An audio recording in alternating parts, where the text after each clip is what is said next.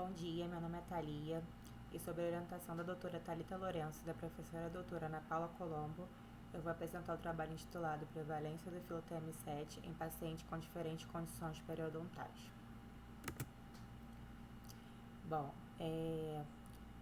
os micro-organismos que a gente consegue cultivar em laboratório, eles representam apenas uma pequena fração de toda a diversidade que existe na natureza.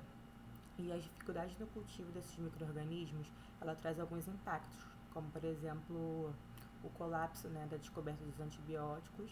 A última classe eficaz de antibióticos ela foi descoberta em 1987 e também ela traz uma limitação no entendimento do papel desses micro-organismos na simbiose e na desbiose do microbioma humano.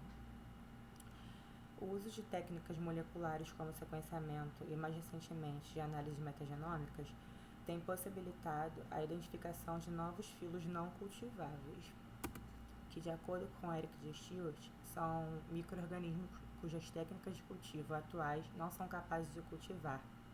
Então, não significa que eles não vão ser cultivados nunca, só que as técnicas que a gente tem hoje não permitem esse cultivo. E dentre esses filos não cultiváveis, nós temos o filo TM7, que também é conhecido como Saccharibacteria. Ele faz parte de uma grande linhagem do domínio bactéria, o grupo CPR, e os seus representantes eles são descritos como nanobactérias devido ao tamanho extremamente reduzido do seu genoma, o que também está diretamente relacionado com a ausência das vias sintéticas, como a de ácidos graxos, nucleotídeos e aminoácidos. Os micro-organismos do filo TM7 eles são gram-positivos e possuem diferentes morfotipos, revestidos de filamentos, bacilos em cadeias curtas, filamentos espessos e cocos. Eles são epibiontes, então eles precisam de um basibionte, de um micro-organismo hospedeiro para eles viverem sob esse micro-organismo.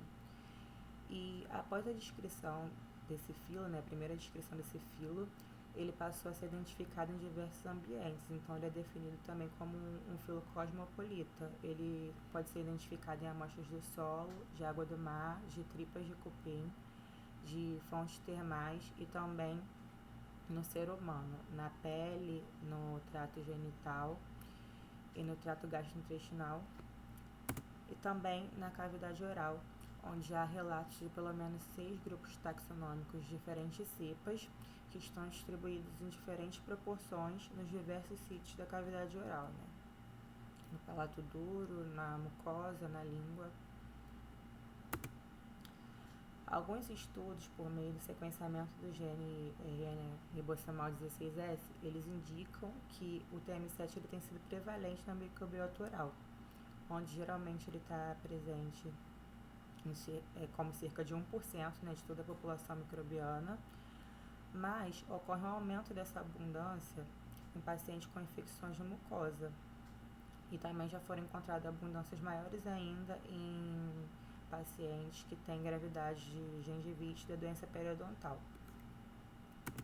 E com tudo isso, o objetivo do nosso estudo é identificar a prevalência do filo TM7 em diferentes condições periodontais através da identificação por reação da cadeia de polimerase.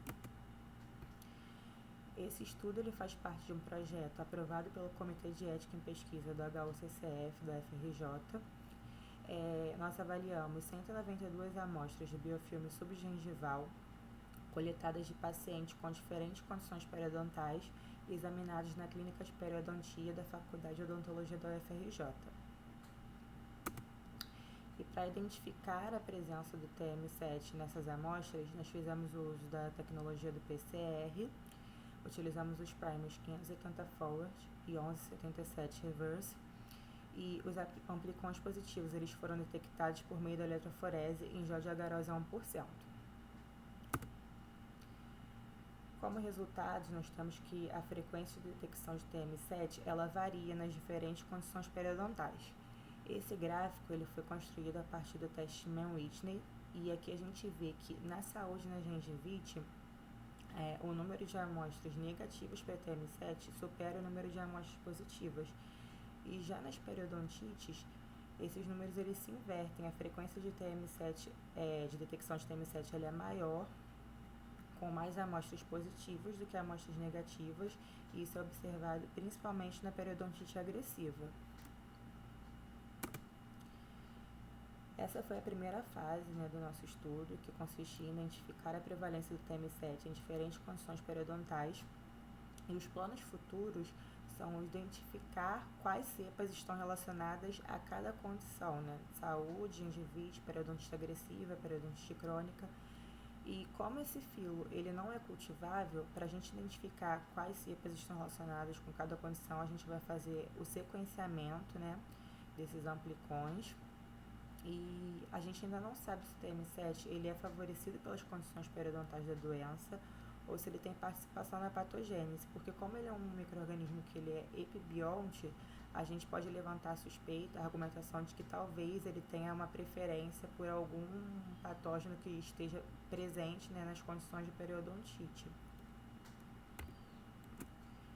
Os dados do presente estudo, eles demonstraram uma prevalência relativamente alta de TM7 nas amostras analisadas, principalmente nas condições de doença periodontal, e estudos futuros com maior número de amostras poderão fornecer informações sobre o papel desse grupo na doença periodontal. Obrigada pela atenção.